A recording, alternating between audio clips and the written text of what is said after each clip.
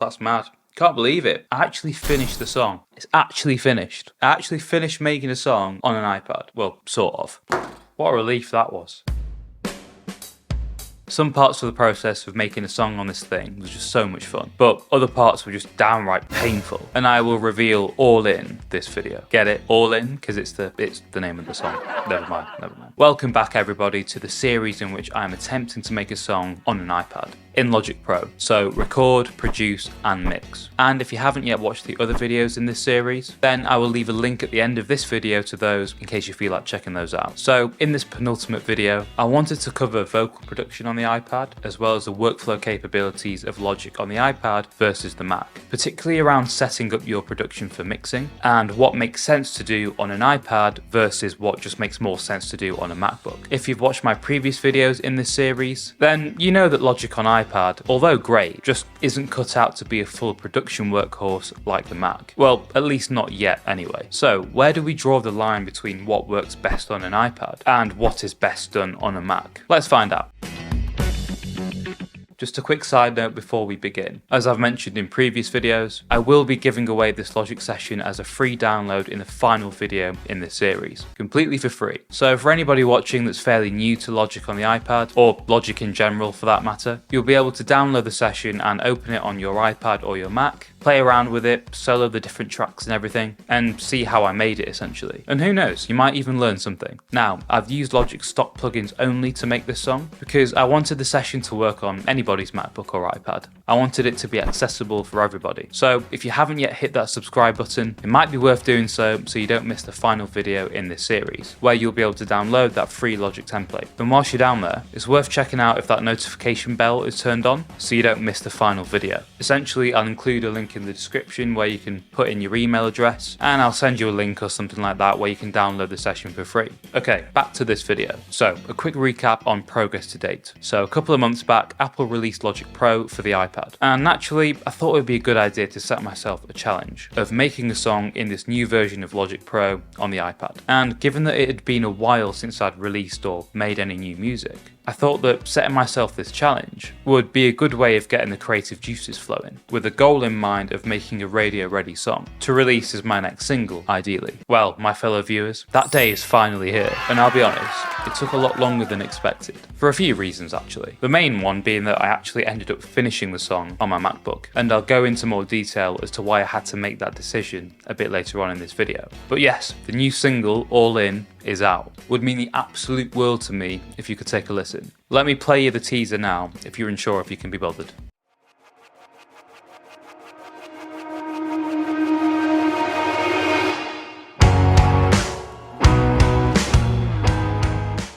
Can I get a whoop whoop? Far too excited for this. So the plan for the next video in this series, I'll talk through how I feel about how the song turned out, especially considering number one, I made it mostly on an iPad. Number two, I only use Logic stock plugins to produce and mix the song. And number three, quite frankly, I'm still using the home studio musician starter kit, i.e. possibly the most budget gear available. And I'll tell you what, I don't think it sounds half bad at all. Just goes to show, doesn't it? It's not really about the gear, it's all about the skill. But anyways, that's a discussion for another video. So just to recap, I very quickly found out that drum programming was great on the iPad and super easy to use due to its tactile nature. I used Logic Step Sequencer to make the drum track, super easy to use, and I think it did the job well. Same with recording live instrumentation, super easy to just plug in my Focusrite 2i2 Scholar interface straight into the iPad because it's USB-C. Unlike some of Apple's other products that have yet to be switched over. I'm looking at you, Tim, so that was all positive. However, when it came to trying to figure out an arrangement for the song and making edits to audio tracks, chopping up tracks, moving stuff around, that's when the problems began, you could say. So where did we get up to? Well, the drums were programmed, we'd recorded the guitar parts, we'd recorded the bass part, and we'd now decided on an arrangement. So just the vocal production left to do, along with adding any additional guitar parts or finishing touches, and then mixing the full song. Okay, so in the last video we talked about guitar production, and I really wrestled with which parts to add in and leave out this time around. I guess one of the traps of making music at home is that you can literally spend as much time as you want working on a song, and there's always a risk you'll overwork it. In this case, I ended up writing a bunch of additional guitar parts, only to record them and then take them straight out again. Here's a little montage of what I got up to.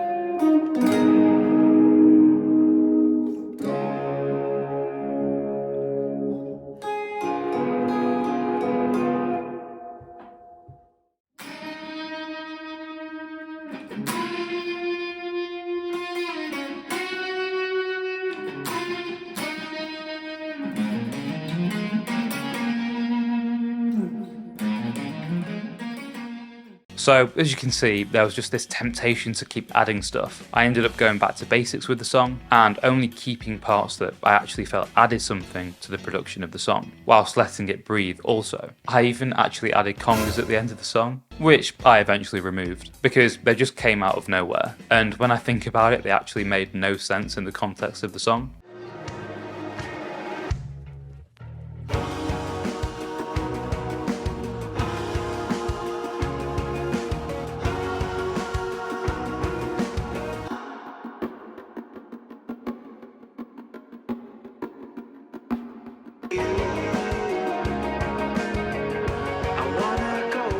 So yeah, sometimes keeping it simple is the best thing you can do. Okay, so possibly the most difficult part of making a song, vocal production. So in the last video in this series, I mentioned that I put a guide vocal down. Reason being that it's just so much easier to know where you are in the song when you're writing and recording additional parts to have a scratch vocal already down. Well, I actually ended up using some of the guide vocal in the final comp. I guess sometimes when you record something for the first time, it's really hard to recreate that magic. And I guess that's the reason why so many bands record demos that eventually go on to become the actual version of the song that's released. The guitars on the Foo Fighters track The Pretender, for example, are actually the demo guitars. I did, however, re-record the odd phrase using my trusty Rode NT2A to get them down. It's all forever my game to lose. Just hope that you'll be losing too. Again, straight into the Focusrite with phantom power enabled. Once that was down, I then proceeded to comp the vocal together. Now, this did prove challenging on the iPad. It wasn't necessarily difficult as such, more just very fiddly and far more less precise than using a mouse on a Mac. And so I thought to myself, any sane person would just use the best tool for the job, surely. And for this particular task, the Mac was just the clear winner. So I actually ended up finishing the comp for the vocal on the Mac. I then reverted back to the iPad to add a few plugins to make the vocals sound a bit more upfront and to get a little bit of a more polished sound. Take a listen. Baby child, nothing to say but lots to do. I feel like it's time to win or lose. Poker style, I've gone all in for this round. No, I can't lose. Nothing can take me away from you, baby child. Now, I won't go into the detail of every single plugin on here because, well, there are quite a few, but my general opinion here is that if you want to get sounds dialed in very quickly, then the iPad is just great. And nothing can take me away from you, baby child. That I'd always stay if I had to choose. But nothing can keep me away from you. Run a mile, I'd hide my hand, but it's not something that I can do.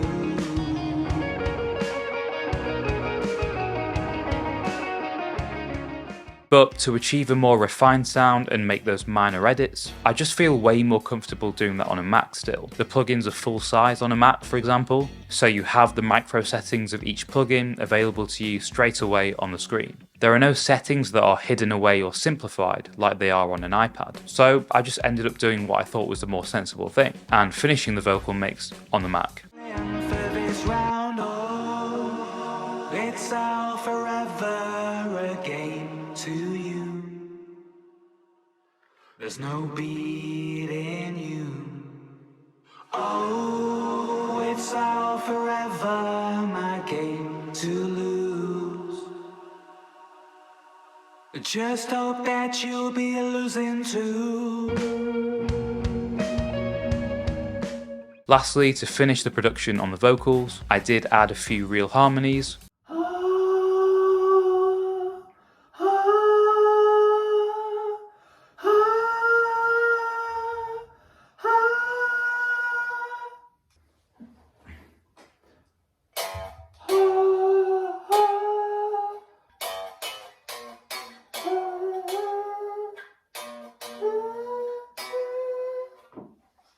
As well as an artificial lower octave vocal that I created in Logic by simply pitching down the lead vocal 1 octave.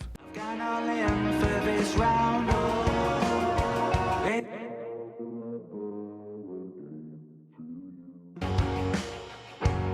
there's no beat in you.